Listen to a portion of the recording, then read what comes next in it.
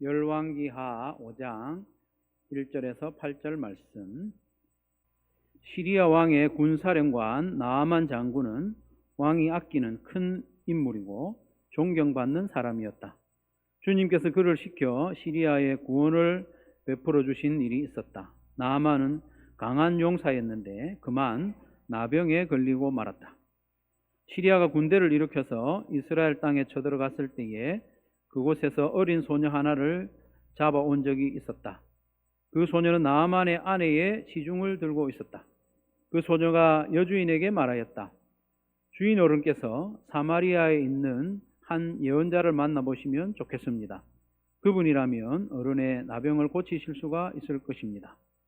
이 말을 들은 나아만은 시리아 왕에게 나아가서 이스라엘 땅에서 온 한 소녀가 한 말을 보고하였다. 시리아 왕은 기꺼이 허락하였다. 내가 이스라엘 왕에게 편지를 써 보내겠으니 가 보도록 하시오.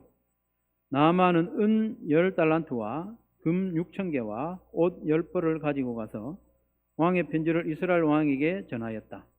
그 편지에는 이렇게 쓰여 있었다. 내가 이 편지와 함께 나의 신하 나아만을 귀하에게 보냅니다. 부디 그의 나병을 고쳐주시기 바랍니다. 이스라엘 왕은 그 편지를 읽고 낙담하여 자기의 옷을 찢으며 주위를 둘러보고 말하였다. 내가 사람을 죽이고 살리는 신이라도 된다는 말인가? 이렇게 사람을 보내어 나병을 고쳐달라고 하니 될 말인가? 이것은 분명 공연히 트집을 잡아 싸울 기회를 찾으려는 것이니 자세히들 알아보도록 하시오. 이스라엘 왕이 낙담하여 옷을 찢었다는 소식을 하나님의 사람 엘리사가 듣고 왕에게 사람을 보내어 말하였다. 어찌하여 옷을 찢으셨습니까? 그 사람을 나에게 보내주십시오. 이스라엘에 예언자가 있음을 그에게 알려주겠습니다. 아멘. 오늘 본문은 한 6, 7년 전에 한번 살펴본 말씀입니다. 근데 이 어린 소녀에 대해서 한 주간 내내 마음에 도전이 되고 이 소녀의 입장에 한번 제가 되어본 거예요. 그러면서 이 소녀의 믿음이 정말 도전이 되는구나. 한 번 더 살펴보도록 하겠습니다. 오늘 본문에 등장인물이 한 6이 나오는데 우리 읽으시는 동안에 좀 보셨죠?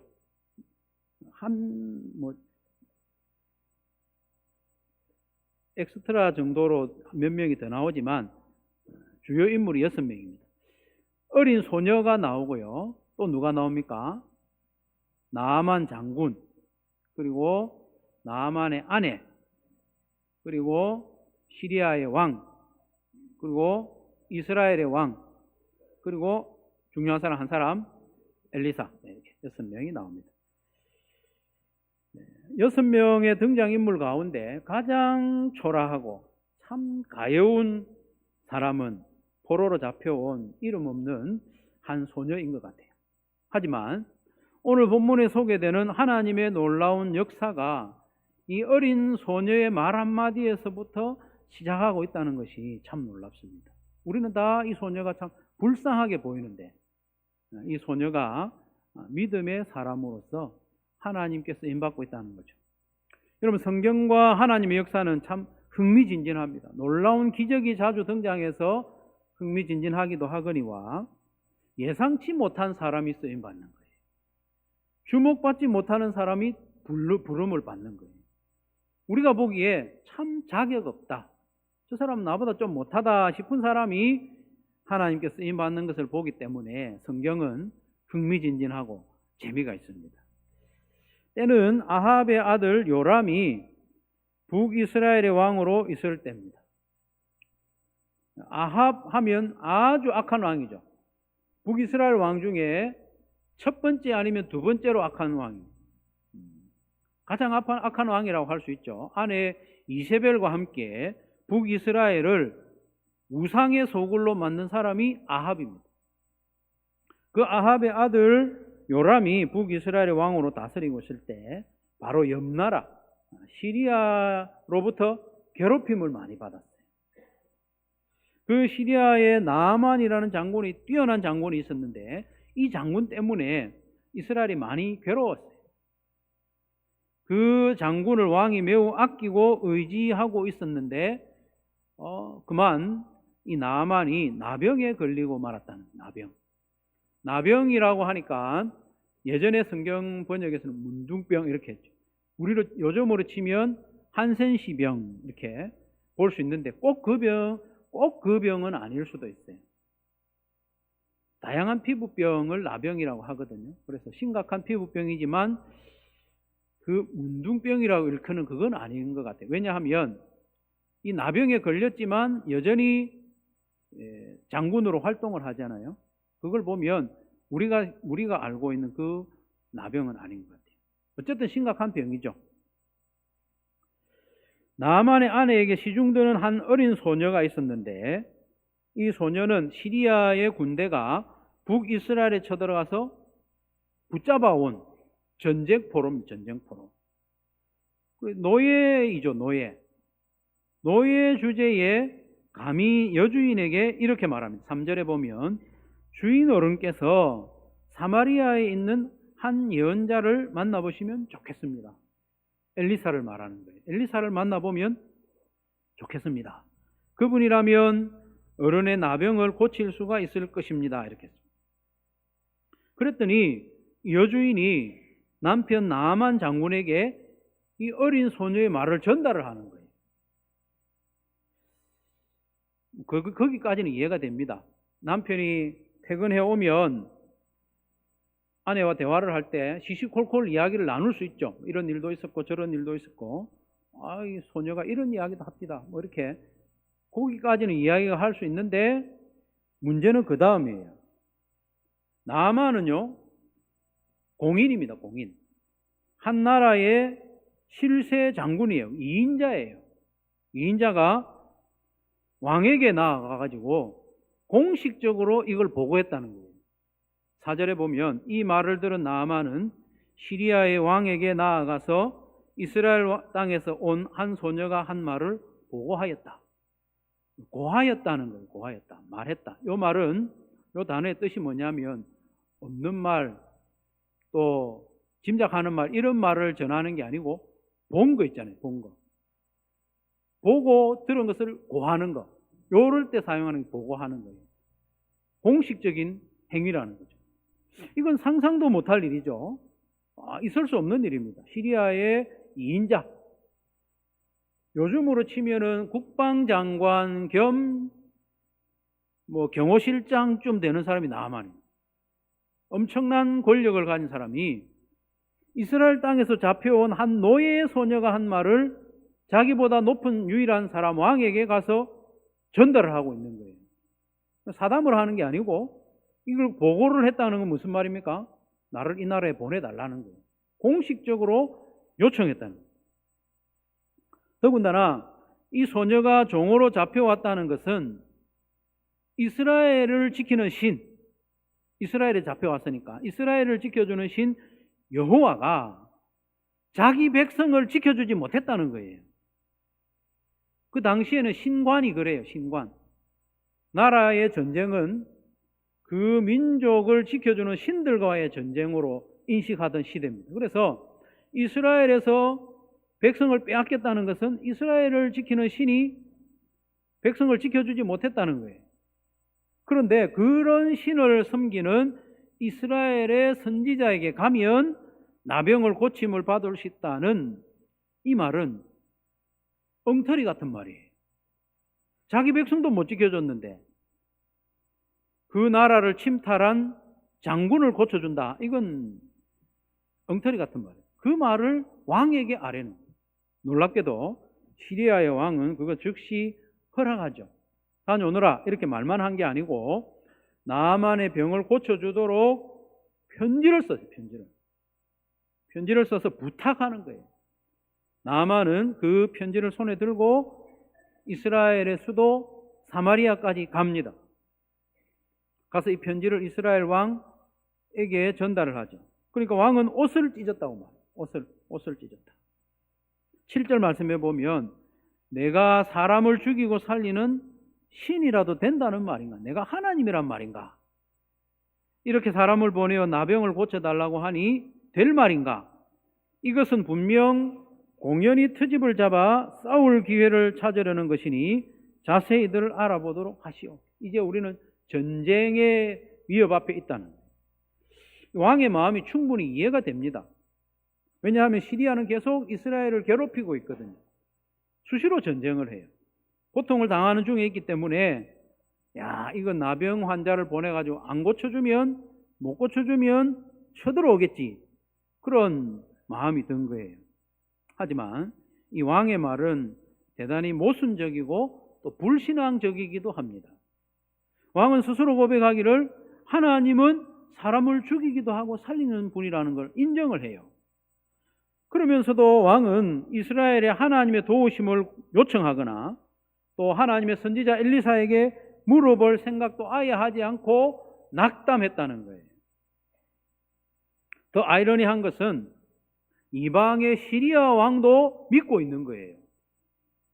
이스라엘의 하나님의 선지자가 병을 고쳐줄 수 있다고 믿는 거예요. 나만 장군도, 이방의 장군도 그것을 믿고 지금 와 있는 거예요. 그런데 이스라엘의 왕만 못 믿고 있는 거예요. 그래서 엘리사가 답답해서 사람을 왕에게 보내서 그 나만 나한테 보내시오. 나한테 보내시면 이스라엘에 선지자가 있는 줄 알게 해주겠습니다. 이건 선지자가 있다는 말이 아니고 하나님이 살아계셔서 능력이 있음을 보여주겠다, 그 말이죠. 우여곡절 끝에 나만이 요단강에 7번 몸을 씻음으로 나병이 깨끗하게 나음을 받게 됩니다. 병 나은 게 중요한 게 아니고 더 중요한 것은 이 나만이 신앙 고백을 하는 거예요. 신앙 고백. 15절 말씀해 보면 이제야 나는, 나만이 하는 고백입니다. 이제야 나는 온 세계에서 이스라엘 밖에는 하나님이 계시지 않는다는 것을 알게 되었습니다. 이방인이 하나님의 존재를 인정하게 되는 거예요. 하나님을 알게 되는 겁니다. 이게 하나님의 미션이고 하나님의 사역입니다. 크리스토퍼가 하나님의 선교라는 책을 썼어요. 하나님의 선교가 뭐냐? 예수님 믿게 해가지고 구원받게 하는 그것도 포함됩니다만은 넓은 의미에서 하나님의 선교는 하나님의 존재를 알리는 거예요. 이방에도 알리고, 어떤 경우에는 그의 백성들을 심판해서 하나님이 어떤 분이신지 알리는 것. 이것도 하나님의 선교예요. 하나님의 미션이에요. 하나님의 선교에 이 어린 소녀가 사용되고 있다는 거예요. 이방의 나아만 장군이 진정으로 온 세계에는 이스라엘의 하나님만 참신입니다, 그 신앙 고백을 하도록 이 어린 소녀가 쓰임받고 있다는 겁니다.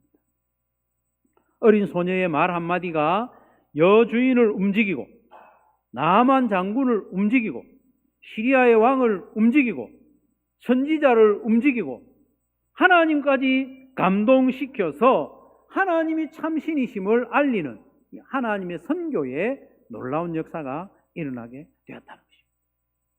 우리가 이 소녀를 볼 때 마냥 불쌍하게 보이고 작아 보이고 비참해 보이지만 하나님은 이 어린 소녀의 말을 사용하셔서 놀라운 역사를 행하셨다.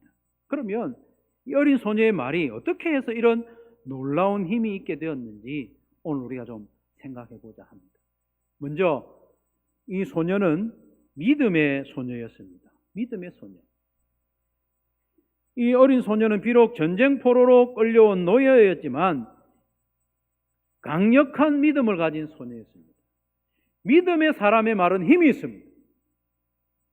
하나님은 믿는 자의 입술에서 나온 말을 땅에 떨어지지 않게 하십니다. 오늘 본문에 나오는 소녀는 어리지만 저보다 훨씬 어렸겠죠?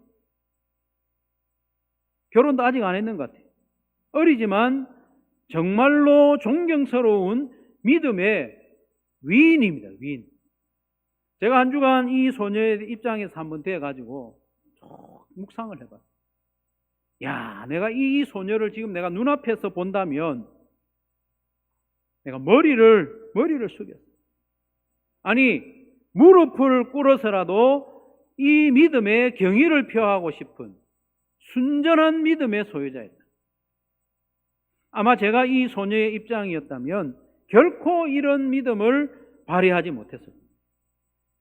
소녀는 부모의 사랑을 받으면서 어린 시절 평안히 살고 있었습니다.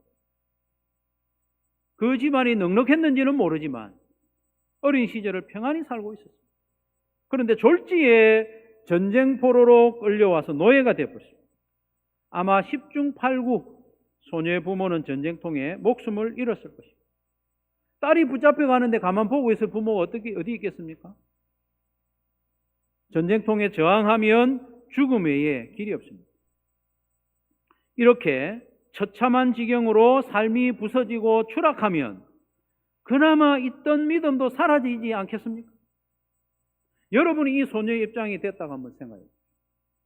평안하게 살고 있다가 내가 떵떵거리면 안 살지만은 그래도 배 골지 않고 또 일하러 가고 평안히 집에서 좀 쉬고 이런 일상적인 삶을 살다가 만약에 저 중국하고 갑자기 우리나라 전쟁이 붙어가지고 우리 가운데 많은 사람이 중국으로 포로로 잡혀갔다고 한번 생각해 보십시오. 여러분의 삶이 다 부서졌다고 한번 생각해 보십시오. 믿음이 남아나겠습니까? 그런데 이 소녀는 하나님께 대한 믿음이 약해지지 않았습니다. 물론 포로로 잡혀간 그 당시에 갈등 많이 했겠죠. 하나님 도대체 이게 웬일입니까? 이스라엘은 그래도 하나님이 택한 백성이라고 일컫는데 이 이방인들에게 전쟁의 포로로 우리가 잡혀오다니 이게 말이 됩니까? 많이 갈등했어요. 그런 시간이 조금 지나고 이 소녀는 믿음이 회복됐습니다. 부모의 죽음이나 자기 자신의 비참한 추락에도 불구하고 그래도 하나님은 살아계신다는 그 믿음을 회복했습니다. 하나님은 능력이 없어서 이스라엘을 지켜주지 못하고 자기를 지켜주지 못한 분이 아님을 믿었습니다. 하나님의 무슨 뜻이 있겠지. 그리고 전능하신 하나님께는 이 나병 정도 고치는 일은 아무 문제가 아니라는 그런 확신을 가지고 있었습니다. 그러니까 이런 말을 하죠. 이 소녀를 보면 요셉이 떠오릅니다. 요셉도 전쟁 포로는 아니지만 형님들의 손에 팔려서 노예로 끌려가잖아요. 이 소녀를 가만히 보면 여자 요셉과 같아요. 여자 요셉. 노예로, 한 가정의 노예로 지내는 거예요. 요셉이 그 가정의 복덩어리가 된 것처럼 이 소녀도 이 가정의 복덩어리가 된 거예요. 믿음은 위기의 때에 드러납니다. 믿음은 언제 잘 드러난다고요? 위기의 때에 드러납니다. 추락할 때 날개의 진가를 발휘하는 것처럼 위기의 때에 믿음의 사람이 도드라집니다. 별일 없을 때, 평안할 때, 잘 직장생활 잘하고 밥 잘 먹고 별 문제 없을 때, 그럴 때는 누가 믿음의 사람인지 분별이 안 됩니다. 그러나 일이 잘 안 될 때, 실패할 때, 추락할 때, 손해와 희생이 따를 때, 그때 보면 이 사람이 참 의지하는 분이 하나님인지 다른 걸 의지하는 사람인지 알 수 있습니다. 이 어린 소녀는 모든 것을 잃고 비참한 지경, 고통스러운 상황에서도 여전히 하나님을 신뢰하는 믿음을 지켜냈다는 거예요. 그래서 나아만을 움직이고 왕을 움직이고 선지자를 움직이고 결국 하나님을 감동시켜서 하나님의 선교, 하나님의 미션, 하나님이 어떤 분이신지 알리는데 이 소녀가 쓰임받은 거죠. 사랑하는 성도 여러분, 하나님을 더욱 신뢰하는 저와 여러분 되시기를 바랍니다. 그런데 우리가 성도라면 나는 믿음 별로 안 좋고 싶어요 이런 사람은 없잖아요. 나도 믿음이 단단하기를 원하는데 그걸 원한다고 다 되는 게 아니라는 거예요. 평안할 때뿐만 아니라 위기를 만났을 때도, 말도 안 되는 실패를 경험할 때도, 심지어 하나님이 나를 버린 것 같은 때라도 하나님을 신뢰하는 믿음을 우리는 다 가지고 싶어 합니다. 그럼 어떻게? 예수님께서도 백부장에 친히 말씀하시기를 내 믿은 대로 될지어다고 했어요. 내 믿은 대로 될지어다. 믿음은 이만큼 능력이 있습니다. 우리의 믿음이 점점 단단해지고 깊어지기 위해서는 오늘과 같은 말씀을 자꾸 가까이 하는 게 좋습니다. 말씀을 가까이 해야 믿음이 단단해집니다. 야, 이 노예로 팔려온 이 소녀의 믿음을 보니까 믿음을 하나님께서 귀하게 보시는구나. 하나님, 나도 믿음이 단단한 사람 되게 해주십시오. 요셉에 관한 이야기를 읽든지, 하나님의 놀라운 능력을 행한 말씀을 읽든지, 신구약 66권의 말씀을 가까이 하면서 하나님 이런 분이구나 알아갈 때에 우리는 믿음이 견고해지고, 그 믿음이 견고해질 때에 우리가 추락할 때도 그 믿음 잃지 않는 그런 모습을 잃지 않을 수 있다. 말씀을 통하여. 믿음은 들음에서 나고, 들음은 그리스도의 말씀으로 말미암아 했기 때문에 예수님 믿는 믿음, 그 믿음도 마찬가지고, 일상 가운데 하나님을 신뢰하는 믿음도 말씀을 가까이 하는 자에게 주어지는 줄로 믿으시기를 바랍니다. 하루를 시작할 때 잠시라도 하나님 말씀을 읽고 하나님 만나고 하루를 시작하면 우리의 믿음도 점점 단단해질 줄로 믿습니다. 두 번째로, 이 소녀는 믿을 만한 소녀였습니다. 믿을 만한 소녀. 여주인과 나아만이 소녀의 말을 듣고 실제로 움직인 것은 소녀가 믿을 만했기 때문입니다. 믿을 만하지 않은 사람이 말하면 귓등으로 듣고 흘리죠. 소녀는요, 하나님께 대해서는 믿음의 소녀였고 옆으로 사람들에 대해서는 믿을 만한 사람이었습니다. 신실한 사람이었다는 거죠. 만약에 제가 졸지에 노예가 된 소녀라면 제 마음이, 그리고 제 삶이 완전히 무너졌을 거예요. 그 전에 믿음이 좀 좋았다 치더라도 이렇게 추락을 한다면 제 마음이 완전히 무너졌을 거예요. 하늘이 무너지는 듯 했을 것이고, 제 삶에 무슨 의욕이 남아있겠습니까? 노예인데. 그래서 노예니까 굶지 않으려고 시키는 일을 했겠죠. 매 안 맞으려고 억지로 일을 했겠죠. 그런데 절대로 열심히 일하지는 않았어요. 사람은 영적인 존재이고 또 감정적인 존재이기 때문에 누군가 일하는 걸 보면요, 이 사람이 억지로 하는구나, 이 사람이 마음을 다해서 이 일을 하는구나 알 수 있습니다. 여러분도 그렇지 않아요? 여러분도 다 대체로 알 거예요. 어느 식당에 가든지 무슨 일을 하는 사람 보면 이 사람은 열심히 하는 사람이구나, 마음을 다해서. 이 사람은 시간을 때우는 사람이구나. 충분히 우리가 알 수 있습니다. 만약에 이 소녀가요, 내 신세가 완전히 파산났다, 노예가 됐구나 한탄하면서 늘 어두운 얼굴로 시키는 일은 마지못해 억지로 했다면 여주인이 그걸 알았을까요? 몰랐을까요? 여주인은 압니다. 특히 여인들은요, 여인들은 그런 걸 잘 알아채잖아요. 말 안 해도 압니다. 그렇다면 소녀의 말을 귀담아 들었을까요? 아닙니다. 감히 소녀가 이런 자기 남편에 대해서 이야기하는 것조차도 허락하지 않았을 것입니다. 그러나 소녀는 전쟁포로로 잡혀와서 비참한 가운데 있지만 하나님을 여전히 신뢰하고 내 모든 삶이 하나님 손에 있다는 것을 믿었기 때문에 어두운 얼굴로 지내지 않았습니다. 억지로 일하지 않았습니다.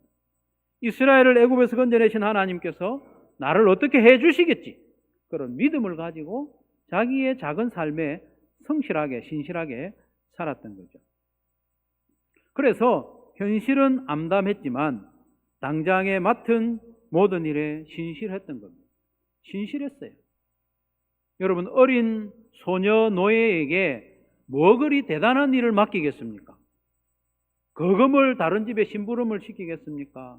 그런 일은 시키지 않습니다. 아주 사소한 일을 시켰겠죠. 집 안에서 소녀가 할 수 있는 일, 뭐 그리 큰 가치 있는 일, 값진 일, 꼭 필요한 일 시켰겠습니까? 그러나 소녀는 그 작은 일에 신실하고 성실하게 임했습니다. 그런 모습을 보았기에 여주인과 나아만은 자기들이 부리는 어린 여종이었지만 신뢰하고 그의 말을 마음에 담고 그의 말에 따라서 움직였던 거예요. 얼마나 신뢰했으면 소녀의 말을 한 나라의 왕에게까지 보고했겠습니까? 그리고 당시에 전쟁의 상대국인 적국인 이스라엘 깊숙이 사마리아에까지 이 나만이 실제로 갔어요. 전쟁이 아니고 사마리아에 가면 나만은 죽을 수 있습니다. 이 소녀의 말을 얼마나 믿었으면 사마리아까지 갑니까? 선물을 엄청나게 준비했습니다. 은 10달란트와 금 6,000개를 준비했다고 합니다. 조금 이상한 거는 은이 귀합니까? 금이 귀합니까? 네? 금이 귀한데 금이 뒤에 나와요. 왜 그런가 하면 이게 양의 차이가 있습니다. 은 10달란트는 요즘으로 치면은 한 340kg 정도 됩니다. 무게가. 아무리 은이라도 이 정도 되면 앞세울만 하죠. 금 6,000개는 한 몇십 킬로 된다고 보면 됩니다. 그래도 금이 좋다 이렇게 할 수도 있지만 이런 의미가 있습니다. 소녀의 말을 얼마나 신뢰했으면 이 많은 선물을 준비해서 적국의 수도까지 나아만이 갔느냐 하는, 사랑하는 성도 여러분, 하나님을 믿는다면 우리도요, 어디서든지 무슨 일을 하든지 그게 막중한 일이든 작은 일이든 믿을만하게 행하는 저와 여러분 되시기를 바랍니다. 성도는 영향력이 있어야 됩니다. 영향력이 있어요. 성도의 말에는 힘이 있어야 됩니다. 성도가 무슨 말을 하면 주변의 사람들이 믿어줘야 됩니다. 따라줘야 됩니다. 그러려면 우리가 하나님을 믿는 그 믿음을 가지고 신실하게 살아가야 됩니다. 믿을만하게 살아야 됩니다. 사도 바울의 권면처럼 성도라면 무슨 일을 하든지 눈가림식으로 하지 말라는 거예요. 눈가림식. 신실하지 못한 우리의 삶이 신실하신 하나님을 전하는 데 걸림돌이 되지 않도록 해야 하겠습니다. 그래야 우리의 말에도 힘이 있고 선한 영향을 미칠 수가 있습니다. 세 번째로, 이 소녀는 긍휼히 여기는 소녀였기 때문에 그 말에 힘이 있었습니다. 긍휼, 자비, 사랑, 진심은 통합니다. 힘이 있습니다. 같은 말이라도 사랑으로, 진실로 긍휼히 여기는 마음으로 하면 전달됩니다. 왜냐하면 하나님은 사랑이시기 때문에, 하나님 닮은 소녀의 말이기 때문에 하나님께도 통했습니다. 예수님 닮은 소녀이기 때문에 그 말이 통했습니다.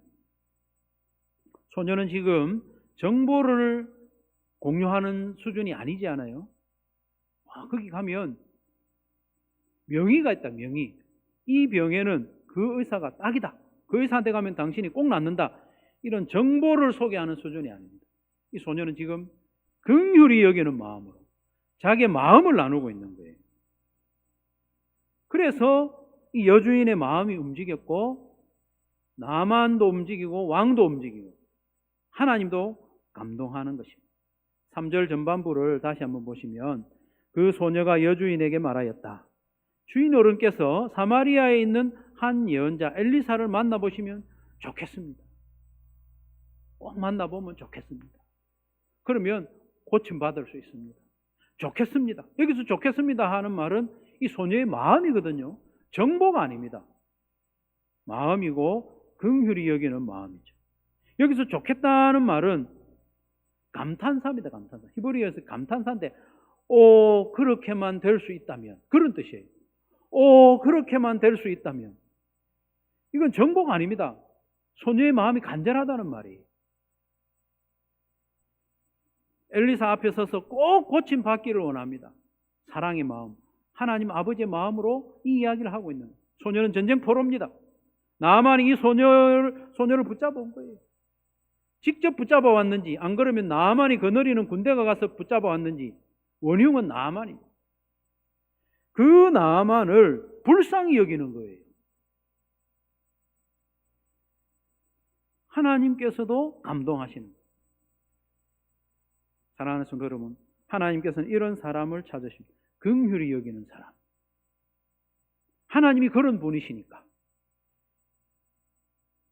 우리는 나에게 힘들게 하고 괴롭히는 사람 잘 용서하지 않습니다.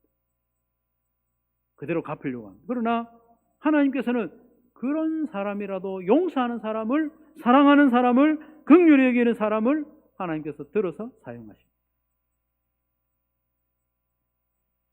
사랑하는 성도 여러분, 우리는 모두 영향력이 있는 사람이 되어야 됩니다. 성도이기 때문에 선한 영향을 끼치는 사람이 되어야 됩니다. 내가 무슨 말을 하든지 주변의 사람들이 내 말에 움직이도록 해야 됩니다.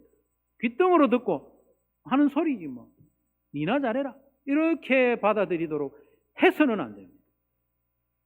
하나님도 감동시키는 사람이 되어야 됩니다. 그렇다고 우리가 선한 영향력을 끼치기 위해서 항상 높은 관직에 앉아야만 되는 건 아닙니다. 권력을 붙잡아야만 되는 건 아닙니다. 대단한 능력의 소유자가 되어야 되는 것만은 아닙니다. 그렇게 되면 좋죠. 그렇게 되면 용이하겠죠. 하지만 그보다도 우리에게 더욱 필요한 것은 믿음입니다. 믿음. 하나님을 철저히 신뢰하는 믿음. 하나님을 신뢰하는 믿음을 가질 때에 하나님의 능력이 나타나기 때문에 우리의 능력이 아니라 하나님의 능력을 동원하는 믿음의 소유자들이 다 되시기를 바랍니다. 하나님은 믿음의 사람을 손에 들고 사용하시기 때문에 나를 작은 자가 되게 하고 자꾸 꼰두박질 치게 하고 낮은 자리에 내려가게 하시는 하나님이라도 신뢰하시기 바랍니다. 내가 비록 가진 것이 별로 없고 공권력을 행사할 수 없을지라도 내가 믿음으로 무장하고 있으면 하나님이 얼마든지 나를 사용하실 수 있다. 그 믿음을 딱 붙잡으시기를 바랍니다. 하나님을 믿는 믿음만 아니라 나의 삶도 믿을만하게 하루하루 가꾸어 갈 수 있기를 바랍니다. 이것도 너무나도 중요합니다. 내 삶이 믿을만해야 됩니다. 이 사람한테 뭔가를 일을 맡겨놓으면 믿을만하다. 그 말을 들어야 돼요. 사람 볼 때만 열심히 하고 안 볼 때는 대충 하고 그거 다 드러납니다. 돈을 얼마 벌 수 있을지 얼마나 이익이 되느냐에 따라서 열심히 했다가 소홀히 했다가 이렇게 할 것이 아니라 진실한 마음으로 또 누군가를 긍휼히 여기는 마음으로 어떤 직장의 상사라도 긍휼히 여기는 마음으로 잘 도와주고 직장 하급자라도 사랑하는 마음으로 도와주고 진심으로 행하면 통하게 되어 있습니다. 사랑하는 성도 여러분, 우리는 하나님의 자녀로서 이 세상에 영향을 미쳐야 되고 특별히 선한 영향을 미쳐야 되고 복음의 영향을 미쳐야 되는 존재들입니다. 그 영향을 잘 끼치려면 우리가 하나님께 대한 믿음이 견고해야 돼요. 하나님께 대한 믿음이 견고할 뿐만 아니라 그 똑같은 단어입니다. 믿음. 믿음이 신실함이죠. 신실함. 믿을 만한 사람이 돼야 돼요. 뿐만 아니라 사랑을 베푸는, 하나님이 우리를 사랑한 것처럼 예수님이 우리를 사랑한 것처럼 사랑을 베푸는 그런 사람이 되어서 하나님의 선교, 하나님의 미션에 귀하게 쓰임받는 저와 여러분 되시기를 주님의 이름으로 축원합니다.